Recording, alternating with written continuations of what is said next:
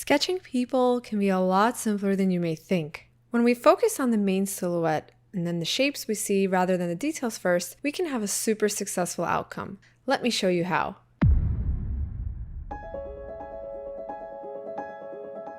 There are so many ways we can approach a drawing, whether you're using watercolor, ink, gouache, oil, pencil.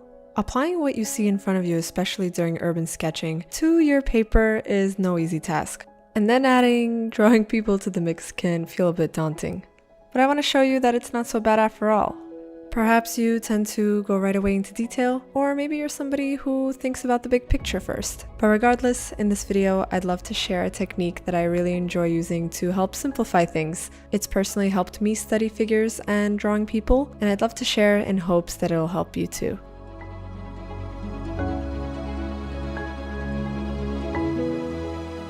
When we look at a person crossing the street, or for demo purposes here, when we're observing a reference, and when we start drawing, we can tend to start focusing on the details and doing all the little cross hatches, which is a great technique. I love to do this with pencil or ink. For today, the technique that we're going to focus on is actually not to do this. You guys know I love experimenting and I'm always trying out different things, but what we're actually going to focus on is the main silhouette of the figure.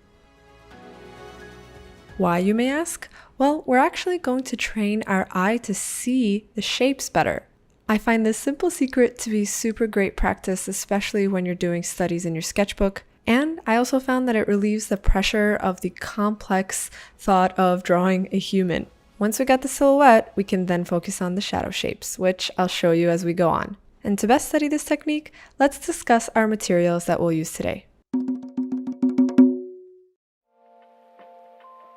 The intention today is to do some studies, so I'll be working in my sketchbook.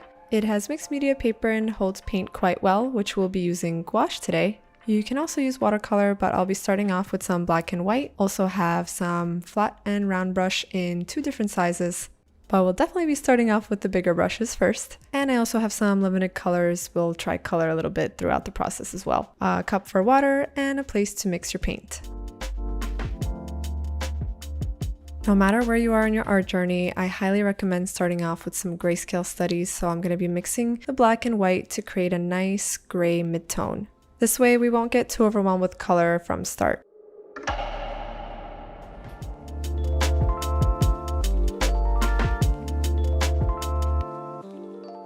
I begin by gathering a bunch of references of action poses, maybe some people walking. Some of these I took also myself on the street. And for practice, the first thing we're going to do is start off with painting in the whole silhouette. And that's right, absolutely no pencil from the beginning. This really forces you to look and just focus on the big shape of the human as a whole. And for your reference, each of these are about 1 to 2 inches. I recommend starting off with a big brush, but painting the figure small so you can really see those shapes.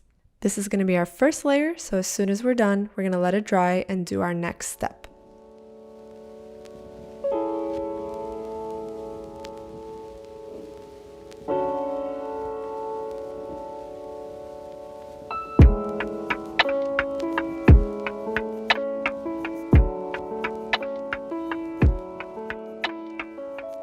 Now that we have our main established shape, that being the silhouette, we can start to begin to add little shadow shapes that we see. And just like that, our little figures begin to have so much more dimension. I often have to remind myself, especially during sketches and doing studies, that less is more. And although we don't have so much detail here whatsoever, the pose communicates. And breaking it down into these simple steps makes it that much easier.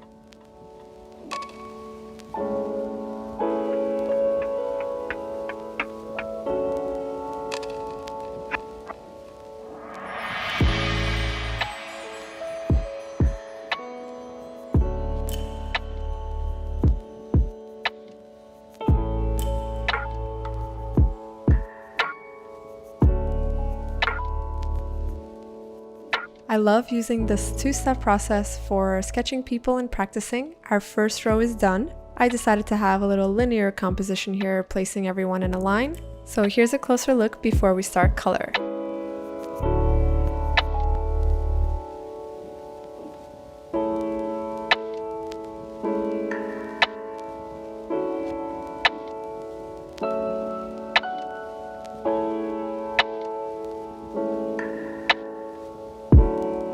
And always thinking about composition, our next studies will go right below.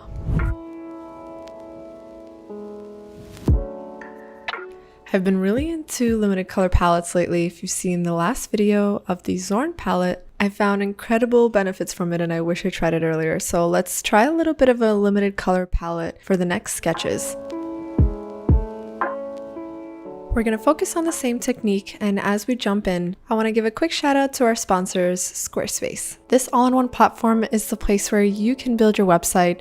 As a full-time artist, this is where I've built mine throughout the years, and before Squarespace was even a sponsor.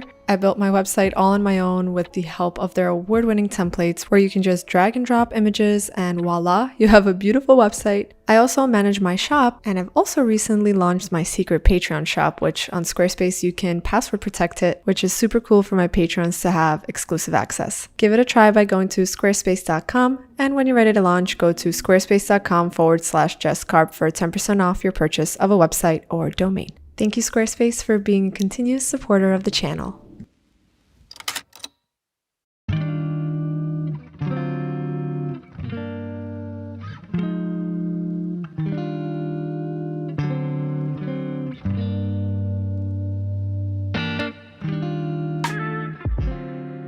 As you practice this technique and implement good creative habits in your art journey, think about what you can try differently in each sketch. Maybe you want to use more blues in the shadows.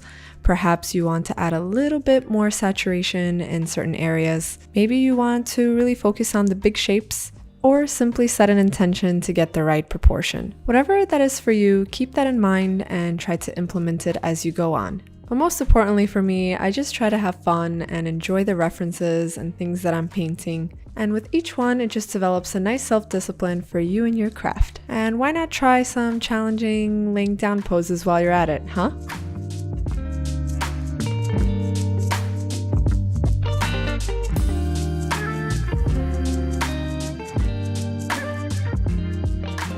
As your sketches are coming together on your page, give yourself some credit and give yourself a compliment, something that you're liking throughout your sketches. Surprisingly and unexpectedly, I was really enjoying the composition that was starting to form out on the page. I didn't have much of a plan, but I decided to actually have a larger figure, a man and a woman, holding a bicycle, kind of walking, and I'll have that right on the bottom right of the sketchbook.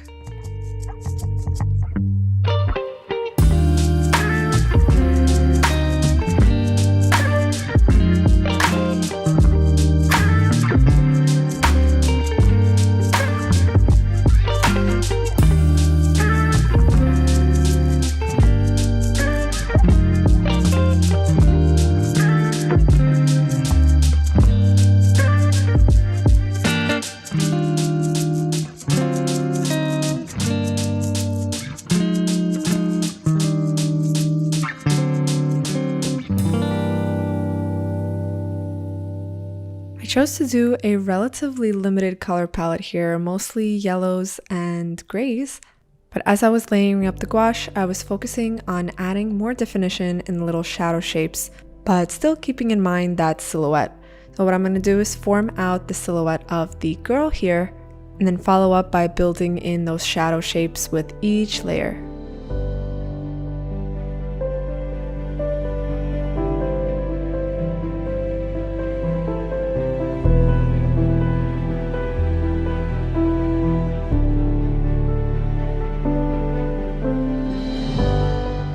I am using gouache for this technique, but you can pretty much use this with watercolor as well. Each medium is so versatile, so play around with it, experiment with the way you enjoy using each medium. Allow yourself to experience revelations and you'll see so much breakthrough.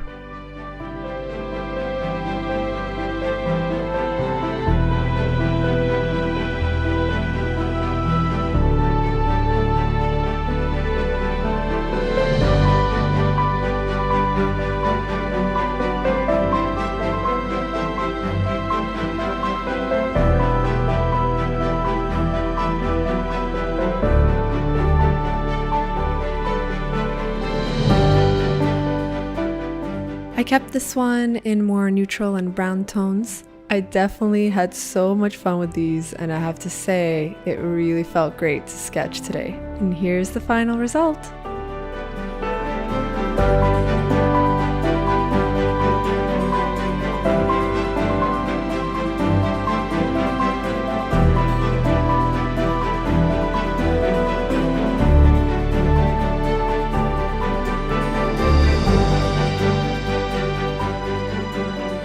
What a fun sketchbook page. It never hurts to practice, and we're always learning through our art journey. Give this a try in your own sketchbook with your own references, and be sure to tag me on Instagram on anything that you've tried. I'd love to see the outcome. Give this video a thumbs up if you found it helpful. It really helps support the channel, and if you like these kind of things, definitely subscribe. If you want even more exclusive goodies, be sure to check out my Patreon for real-time demos, and I'll see you guys in the next one. Bye!